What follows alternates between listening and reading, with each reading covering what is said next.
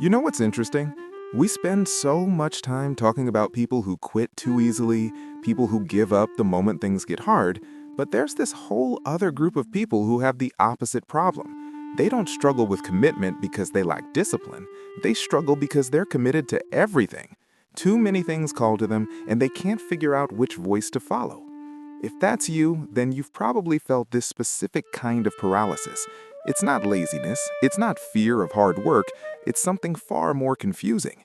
You look at your life and see a dozen different paths, and every single one of them feels real. Every one of them feels like it could be you.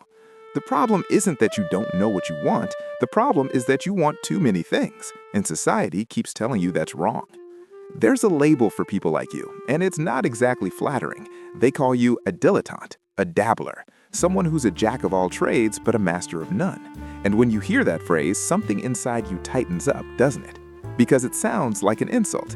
It sounds like you're not serious, like you're not capable of depth. And the anxiety that comes with that label can be absolutely crushing.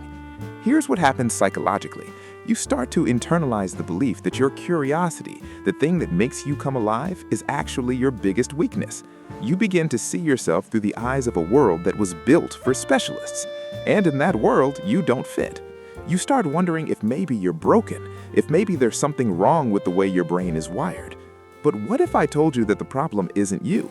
What if the real issue is that we're using an outdated map to navigate a completely different terrain? For the last century, society praised one very specific kind of mind, the specialist, the person who goes a mile deep into one narrow field and stays there for their entire career. Psychologists call this the I-shaped person, someone with one deep pillar of expertise. And look, this made perfect sense for a long time. The world used to be predictable, almost like a chessboard. The rules were clear, the patterns were stable, and if you mastered your corner of the board, you could build an entire life there. This is what researchers call a kind learning environment. It rewards repetition, it rewards depth, and for certain minds, it's absolutely the right path. But here's the thing, that's not the world we live in anymore. The world today is what psychologists call a wicked learning environment. The rules change constantly, feedback is delayed, patterns aren't obvious. Think about the difference between a golfer and a firefighter. A golfer operates in a kind environment, where the rules never change. A firefighter works in chaos, where every situation is new and their training might not directly apply. In a wicked world, the hyper-specialist can develop blind spots. They're incredible within their domain, but when the domain shifts, when the rules change, they can struggle to adapt. Now, we absolutely need specialists. Their deep knowledge is invaluable. The problem isn't that the specialist path is wrong. The problem is when it's treated as the only path, when that single standard is used to measure everyone. And that's where you come in, because your brain isn't built for the chessboard. Your brain is built for something else entirely.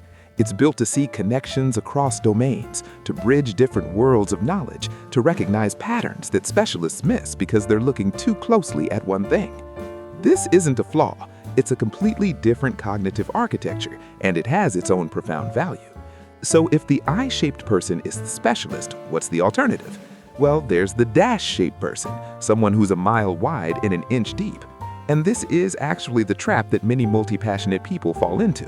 You know a little about everything, but you've got no real foundation, no depth, and that creates massive anxiety because you feel like you're standing on nothing. This lack of specialization and true expertise is a major limiting factor in career growth and personal satisfaction. But there's a third shape, and this is where things get interesting. It's called the M-shaped professional, or the polymath.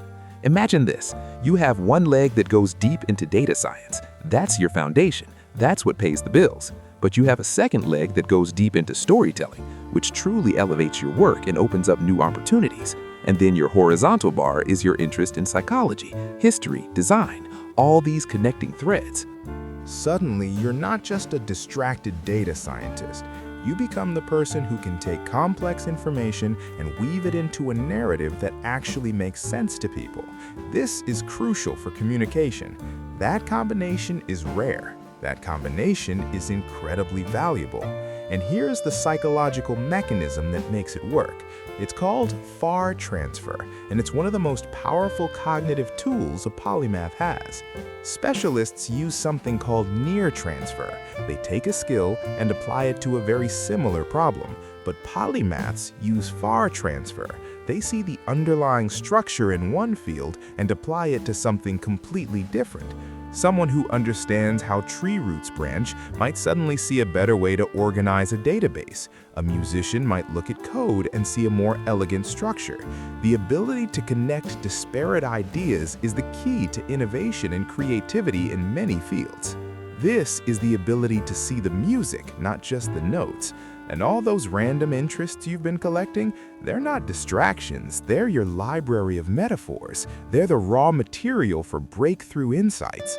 Every time you dove into medieval architecture or neuroscience or pottery, you were building this invisible web of connections that your brain can now draw from. Your seemingly unrelated passions are your greatest creative assets. So how do you actually build this M-shaped life without falling back into that shallow dash shape? It requires a strategy called serial mastery. You can't build all the pillars at once, that's the trap. You have to pick one pillar and commit to it for a season, maybe 6 to 18 months. You build depth there. This deliberate, focused effort is key to true growth. And here is where the anxiety kicks in for most people. Which one do I pick first?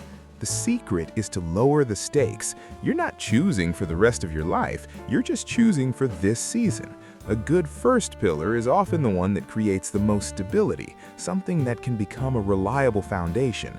Or it could be the one that has the most energy around it right now. Pick one. Build that leg until it's strong, until you've mastered the core 80% of it. And when your curiosity in that area feels satisfied, you make a conscious choice. This is not quitting like someone who runs from pain. This is strategic quitting. It's a graduation. You're deliberately choosing to build your next pillar. This requires a second strategy, and it's one that might feel counterintuitive. Consider having a day job that provides stability without draining all your cognitive energy. Many great polymaths did this. There's a famous example of someone who worked as a patent clerk while his mind wandered the universe. That stable job wasn't a cage, it was strategic ground.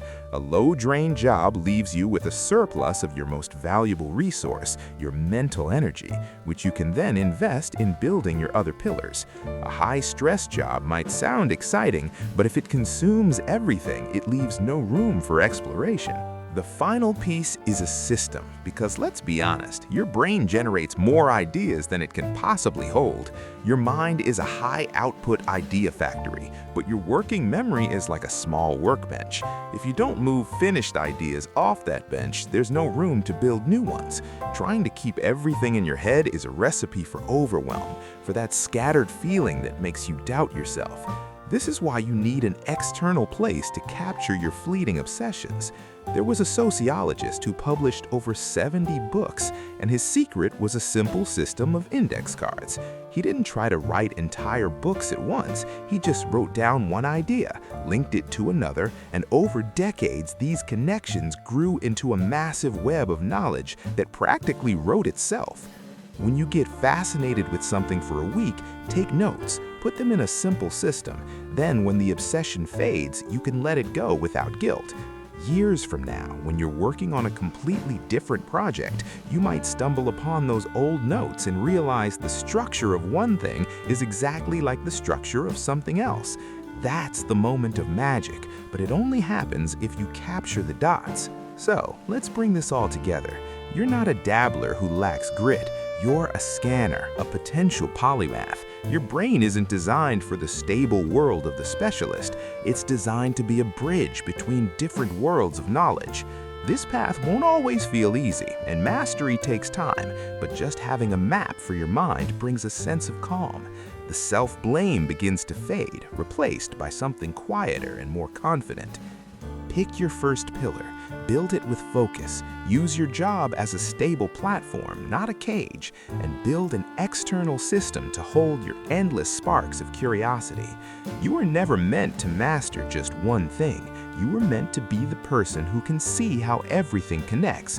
And once you understand that, once you really internalize it, the anxiety starts to transform into something else entirely. It becomes permission.